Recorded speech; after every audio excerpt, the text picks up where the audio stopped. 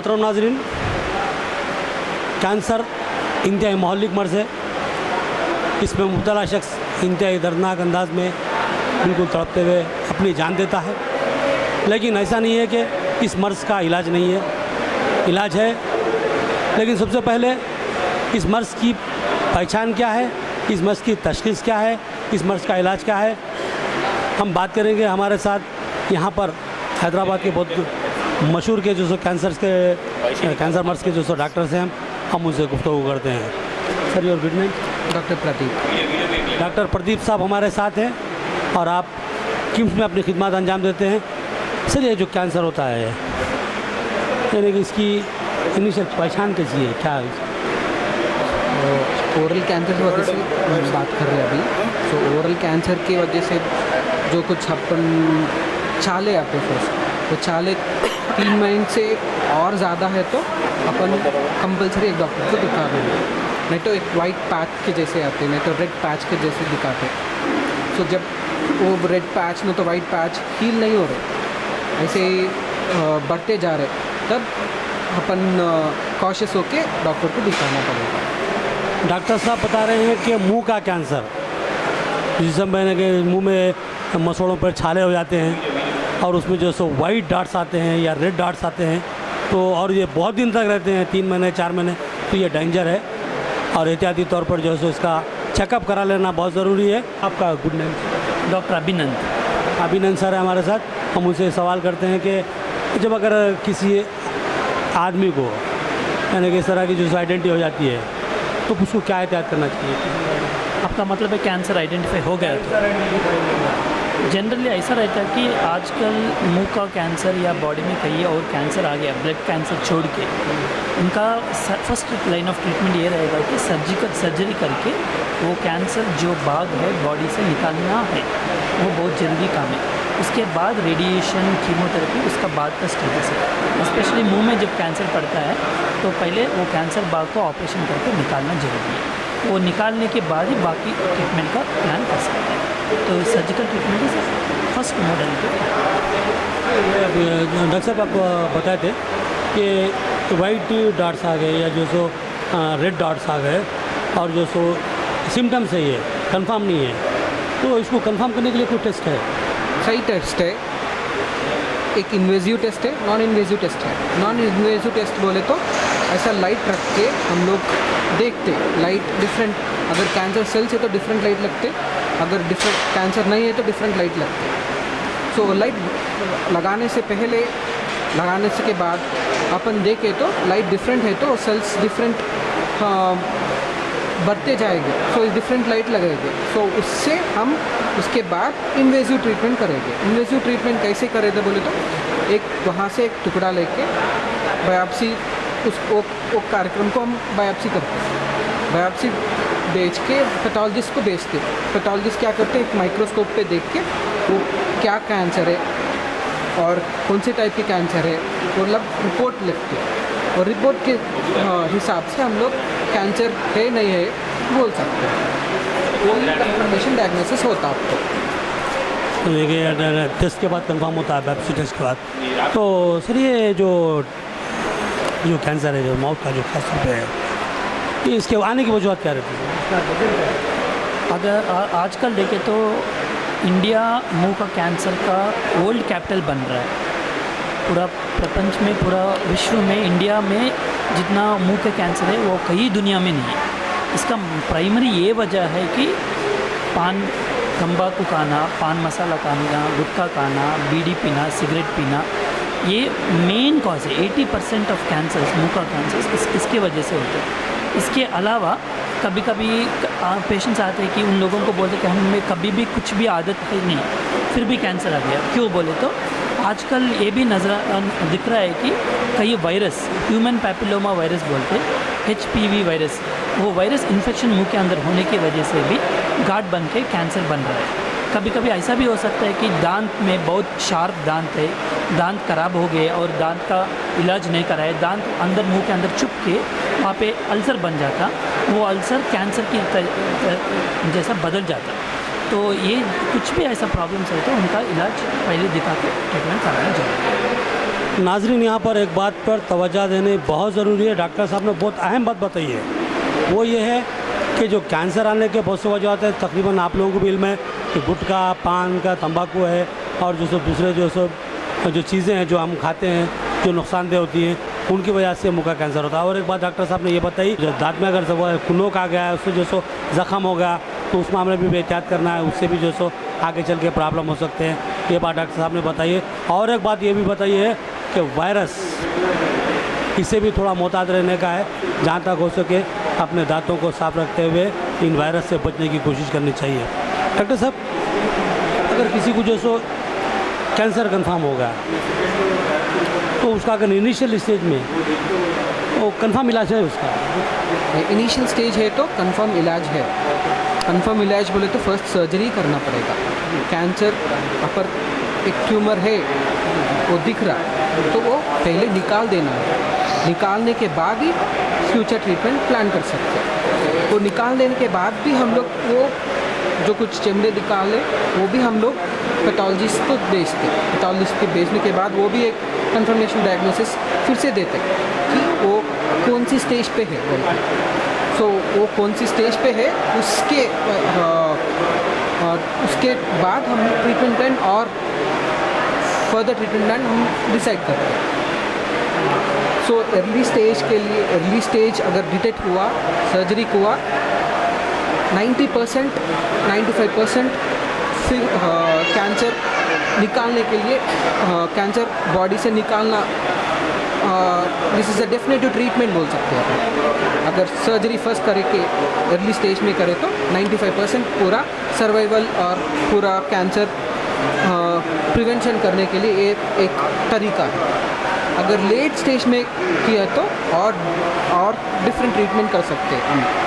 Surgery करने के बाद लेट स्टेज में कैंसर सेल्स जो है वो बॉडी में स्प्रेड होने के लिए बहुत चांसेस ज़्यादा रहता है। एक ही वजह से लोको रीजनल नहीं रहते, कैंसर फैलने के लिए आदत है कैंसर का। सो ब्लड सेल्स में फैलने के लिए आदत है। सो फर्स्ट ये गर्दन में, नेक में फर्स्ट स्टेज में वो स्प्रेड होता। सो नेक में स्प्रेड नहीं हुआ बोले तो कैसे डिटेक्ट होता बोले तो हम एक सीटी स्कैन लेते हैं, तो MRI स्कैन लेते हैं। वो स्कैन से हम लोग देख सकते कि नेक में स्प्रेड हुआ नहीं हुआ। सो लेट स्टेज में अगर पेशेंट आए तो CT स्कैन करके उससे इलाज से हम दूसरा ट्रीटमेंट कर सकते हैं। मोहतरम नाज़रीन, बड़ी अहम बातें बता रहे थे डॉक्टर साहब कि अगर कैंसर कंफर्म होता है इनिशियल स्टेज में फौरी इलाज मुमकिन है, मगर पेशेंटों के लिए लाजमी है कि वो बग़ैर किसी झिझक के डॉक्टर से रुजू हो जाए और पहले अपना इलाज करा लें, वरना आगे चल के मसाइल बढ़ सकते हैं। जैसे जैसे स्टेज बढ़ते जाएगा वैसे वैसे मर्ज़ ख़तरनाक सूरत हाल अख्तियार करते जाएगा। और उन्होंने ये बात बताई कि कैंसर की इब्तिदा एक हिस्से से होती है लेकिन जिस्म में फैलना शुरू कर देता है, इस पर भी तवज्जो देने की ज़रूरत है। तो डॉक्टर साहब, आप कोई एडवाइस देंगे लोगों के किस तरह से बचा जा सकता है कैंसर? कैंसर से बचाने के एक ही तरीका है, मुंह का कैंसर से बचने का एक ही तरीका है। अगर अभी तक आदत है तो तंबाकू खाने का, पान खाने का आदत है तो आदत को तुरंत छोड़ना है।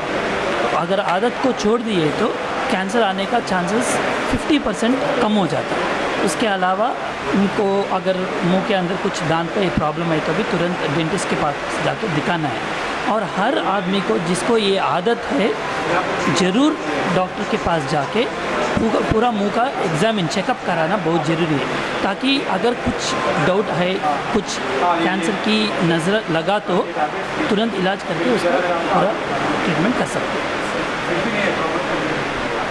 डॉक्टर साहब, हमारे चैनल का नाम है रोशन टीवी और जो सो हमारा एक बेहतरीन चैनल है, हमारी बहुत बड़ी व्यूवरशिप है। तो हमारे नाजरीन को आप कोई मैसेज देना चाहेंगे? मैसेज एक ही देने चाह रहे कि कैंसर अपन क्यूर कर सकते, इससे पहले अपन प्रिवेंट करना पड़ेगा। सो prevention is better than cure. So prevention कैसे कर रहे बोले तो ये सब अभी डॉक्टर बोले, सेल्फ एग्जामिनेशन एंड तो ये हैबिट से, बुरा हैबिट से वो सब छोड़ देना पड़ेगा, तब क्यूर की बात अलग होता है तब। तो मैसेज एक ही है, prevention should be more priority than curing the cancer. Sir I am doctor Uday Chauhan, surgical oncologist. Sir आप अभी कह रहे हैं कैंसर से रिलेटेड है आप, तो इस सालों से कैंसर के सिम्टम्स क्या रहते हैं उसके, और जो सो उससे किस तरह बचा जा सकता है, इस सालों से आप भी बताएंगे हमारे। हाँ, कैंसर के सिम्टम्स कौन से नमूने का कैंसर है वो हिसाब से रहते हैं। तो अपने देश में तो most common as in all over world lung cancer, oral cancer और ब्रेस्ट कैंसर है। ओरल कैंसर जो है, मुंह का कैंसर है, वो मेल में कॉमन है और फीमेल में ब्रेस्ट कैंसर कॉमन है। तो बिकॉज ये दो चीज़ कॉमन है, तो मैं इसको कैसे आइडेंटिफाई कर सकते हैं इसके बारे में बोल सकूँगा। सो थोड़ा हमारे व्यूअर्स के लिए डिटेल पर। तो ब्रेस्ट कैंसर के लक्षण ऐसे होते हैं कि कोई भी ब्रेस्ट में लंप, मांस की तरह कुछ हाथ को लगता है, या कोई निपल से कुछ डिस्चार्ज या ब्लीडिंग होता है, यानी तो एक्जिला, ब्रेस्ट के बाजू जो आर्मपिट बोलते हैं, उसमें कुछ स्वेलिंग आना, ऐसा कुछ नए चीज़ कुछ ऐसा लगते हैं, तो इमीडिएट अपने डॉक्टर को जाके दिखा लेना चाहिए। और ये जो ब्रेस्ट कैंसर जो है अपने देश में यंगर एज ग्रुप्स में ज़्यादा हो रहा है। पहले जो था 50, 60, 70 इयर्स लोगों में ज़्यादा कॉमन रहता था। इस बीच में वो एज ग्रुप शिफ्ट हो जा रहा है यंगर एज ग्रुप को। जो नंबर जो था 40, 30, 50 इयर्स में आने वाला जो ब्रेस्ट कैंसर, वो नंबर अब डबल हो गया है पिछले 20-25 साल से कंपेयर किए तो ये breast abnormality younger age group, मतलब बूढ़े लोगों में ही नहीं, यंगर एज लोग भी इसको याद रखना चाहिए। ओके, सो हर 20-25 साल के बाद हर लेडी को सेल्फ ब्रेस्ट एग्जामिनेशन करना चाहिए। मतलब आईने में देखते हुए, नहीं तो शावर जब करते हैं तो एक बार पूरा ब्रेस्ट पाल्पेट कर लेना चाहिए। कोई गांठ या नहीं तो कोई गड्ढा कुछ लगे तो इमीडिएट अपने डॉक्टर को मिलना चाहिए। ये एक चीज़। इस तरह ब्रेस्ट कैंसर जो भी है उसको हम अर्ली आइडेंटिफाई कर सकते हैं। और ओरल कैंसर है, ओरल कैंसर मतलब मुंह का कैंसर, जो ज़बान में हो सकता है या गाल में हो सकता है, या गम्स जो बोलते हैं उसको मसूड़े, उसमें हो सकता है। तो इसको कोई छाले के साथ पेशेंट आ सकते हैं जो लॉन्ग पीरियड से है, जो ऑलरेडी टोबैको चिविंग कर रहे हैं, सेवन कर रहे हैं धूम्रपान का, वो लोगों में जो एक महीना 2 महीने से ज़्यादा है, जो ब्लीडिंग हो रहा है टच करने से, और कभी कभी ज़्यादा दर्द भी हो रहा है, कभी कभी सूजन बहुत आ गई वो अंदर अल्सर होने की वजह से, या अल्सर फूट के बाहर तक खुल के आ गया है। नेगलेक्ट नहीं करना चाहिए इस चीज़ को, इमीडिएट अपने डॉक्टर के पास आके मिलना चाहिए। और इमीडिएट ज़रूरत हुई तो बायोप्सी भी करा लेना चाहिए। बायोप्सी मतलब छोटा टुकड़ा जो है उस भाग का निकाल के टेस्ट को भेजते हैं, तो उससे फाइनल कंफर्मेशन होता है कि ये कैंसर है या नहीं। ये से ब्रेस्ट कैंसर और ओरल कैंसर के तो लक्षण ऐसे होते हैं। और दूसरे कैंसर लाइक लंग कैंसर है, वो भी one of the common cancer है अपने कंट्री में। उसके सिम्टम्स जो है डिस्निया मतलब दम चढ़ना, नहीं तो कॉफ में खून गिरना, और रात में ज़्यादा कॉफ आना खून के साथ, वज़न कम हो जाना, भूख कम हो जाना, ये थोड़े लक्षण हैं जो हमको कैंसर होने के चांसेस जो आइडिया दिला लेना चाहिए। और कुछ नाज़रीन, ये डॉक्टर साहब बता रहे थे कि कैंसर की जो ज़्यादातर हमारे पास इसमें है, एक जो है सो मसोड़ों का, ज़बान का, हलक का कैंसर है, और दूसरा जो सो फेफड़ों का कैंसर है, और जो सो तीसरा जो है सो छातियों का कैंसर है जो ख़वातीन को होता है। तो यहाँ पर जो है सो डॉक्टर साहब ने इत्यादि तदाबीर भी बता दिए और उसकी पहचान भी बता दिए हैं। बताया कि जो है सो अगर ख़वातीन को कुछ ऐसे मर्ज़ हो रहे हैं जैसे कि डॉक्टर साहब ने बताया तो फौरी एहतियात कर लेना चाहिए, किसी करीबी डॉक्टर से रुजू होना चाहिए। उसी तरह मसौड़ों के ताल्लुक से और मुँह के ताल्लुक से हमारे दोनों डॉक्टरों ने बहुत तफसील से बात बताई है। लेकिन अभी अगर अहम बात जो सामने आई है, लंग्स का कैंसर। लंग्स का कैंसर की पहचान जो बताए, दम आना है और जो खांसी के साथ खून आना भी कैंसर की अलामत है। लिहाजा अगर किसी को ऐसे मामले दरपेश है तो वो एहतियात करे, फौरी किसी डॉक्टर से रुजू होकर तो उसका इलाज करा। तो इससे बचने के लिए डॉक्टर साहब ख़ास तौर पर लंग्स के ताल्लुक से बात करूँ, लंग्स के कैंसर से बचने के लिए क्या तरह का रफ्तार करना? आपको फर्स्ट एंड फॉरमोस्ट स्मोकिंग का अगर आदत है, इमीडिएट उसको बंद कर देना चाहिए। पूरे लंग कैंसर जो है 70 to 80% स्मोकिंग से रिलेटेड ही है। और ये जो स्मोकिंग की आदत है, पहले तो हम सिर्फ आदमियों में है समझते थे, लेकिन लेडीज़ में भी इसका नंबर बढ़ रहा है। ये तो प्राइमरी स्मोकर का है। अगर फैमिली में अगर हस्बैंड स्मोकर है तो वाइफ को भी लंग कैंसर आने के चांसेस है। सेकंड हैंड स्मोकिंग बोलते हैं इसको, बच्चों को भी आने का चांसेस है। तो घर में परिवार में कोई स्मोकर है तो वो कैंसर का रिस्क उन्हीं को नहीं, उनके फैमिली को भी है इस तरह, तो वो भी जान लेना चाहिए। बहुत अहम बात सामने आई है। डॉक्टर साहब ने बताया है कि स्मोकिंग करने वाले को ही नुकसान नहीं होता, बल्कि स्मोकिंग के असरात उसकी फैमिली बिलखुसूस बीवी पर मरतब होते हैं। बीवी भी उसकी मुतासिर हो सकती है। नाज़रीन नोट कीजिए, अहम नुकता है। डॉक्टर साहब ने बहुत अहम बात बताई है कि सिगरेट पीने वाला ही सिगरेट की जो सो नुकसान से जो सो शिकार नहीं होता नुकसान का, बल्कि उसकी फैमिली और बिलखुसूस उसकी बीवी उससे मुतासिर हो सकती है और कैंसर का शिकार बन सकती है। लिहाजा एहतियात लाजमी है। मज़ीद कुछ अगर बताना चाहें तो डॉक्टर। और एक लेडीज़ में अपने देश में ब्रेस्ट कैंसर के बाद सेकंड मोस्ट जो कैंसर है सर्वाइकल कैंसर। लेकिन अगर हम रूरल एरियाज़ में आए, विलेजेस में, ब्रेस्ट कैंसर से ज़्यादा संख्या तो सर्वाइकल कैंसर। सर्वाइकल कैंसर क्या होता है? सर्विक्स एक पार्ट है जो बच्चेदानी के नीचे भाग में रहता है, उसमें जो आने वाला कैंसर है लेडीज़ में most common cancer in rural areas. तो उसके लक्षण ऐसे होते हैं कि कोई ब्लीडिंग होना, नीचे से ब्लीडिंग पर वेजेना बोलते हैं, या नहीं तो इचिंग, डिस्चार्ज आना, सफ़ेद कपड़ा नहीं तो लाल कपड़ा, ज़्यादा एक्सेस होना, वहाँ पे इचिंग रहना, ये थोड़े सिम्टम्स हैं जो इसके लक्षण हैं। तो इमीडिएटली उसको दिखा लेना चाहिए। और कुछ अल्सर फोड़ी की तरह भी आ सकता है वहाँ पे, वो भी दिखा लेना चाहिए। और उसके अलावा इसको प्रिवेंट करने के लिए ये एक ऐसा कैंसर है जिसको हम प्रिवेंट कर सकते हैं थोड़े टेस्टों, रेगुलर टेस्ट करा के। क्या है वो टेस्ट? पैप स्मेयर टेस्ट बोलते हैं। मतलब बच्चेदानी के नीचे भाग से छोटा एक स्मेयर निकालते हैं और टेस्ट को भेजते हैं, और वो सेल्स जो है माइक्रोस्कोप में देख के बोल सकते हैं कि इनको कैंसर है क्या नहीं। अगर कैंसर नहीं है तो आने के चांसेस है क्या नहीं, वो भी इंफॉर्मेशन आ जाएगा। पैप स्मेयर टेस्ट वो 25 साल के बाद हर साल करा लेना चाहिए। और उसके साथ ह्यूमन पैपिलोमा वायरस टेस्ट वो रहता है, एवरी 4 ईयर्स को करा लेना चाहिए। इससे हमको क्या है, सर्वाइकल कैंसर रिस्क क्या है, आने का चांसेस क्या है या है क्या नहीं पता चल जाता है। पता चल गए तो अर्ली स्टेज है ये आइडेंटिफिकेशन के लिए, और इसको पक्का 100% इलाज है। और एक बार कैंसर एस्टेब्लिश हो गया तो अपने देश में मोस्ट ऑफ द पीपल जो है, जो लेडीज़ जो है एडवांस स्टेज में आ रहे हैं, स्टेज 3 या स्टेज 4, और इसके वजह से डेथ रेट भी 50% है। तो अगर ये डिसीज़ अर्ली स्टेज में पता चल गया तो हम इसको 100% क्यूर कर सकते हैं।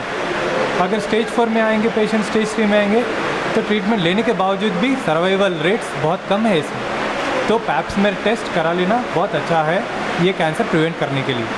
और इसके लिए वैक्सीन्स भी है, ह्यूमन पैपिलोमा वायरस वैक्सीन, जो कैंसर प्रिवेंट कर सकते हैं, वो भी लिए तो सेफ्टी रहेगा। शुक्रिया डॉक्टर साहब। डॉक्टर साहब ने एक अहम तवज्जो दिलाई है और बताया है कि 50% कैंसर के मुतासरा लोग आखिरी स्टेज में डॉक्टरों से रुजू होते हैं, जिसकी वजह से कैंसर से बिलखुसूस ख़वातीन के जो इमराज के ताल्लुक से बताया 50% जो है सो लोग जो सो फौत हो जाते हैं, ख़वातीन फौत हो जाती हैं। लिहाजा उन्होंने बताया कि इनिशियल स्टेज में ही एहतियात कर लेते हुए जो है सो इलाज करवा लिया जाए। ये हम डॉक्टरों ने हमें वक्त दिया, हमसे गुफ्तगू की है, हम उनसे शुक्रिया अदा करते हुए रुखसत चाहते हैं। Thanks doctor, thank you very much sir.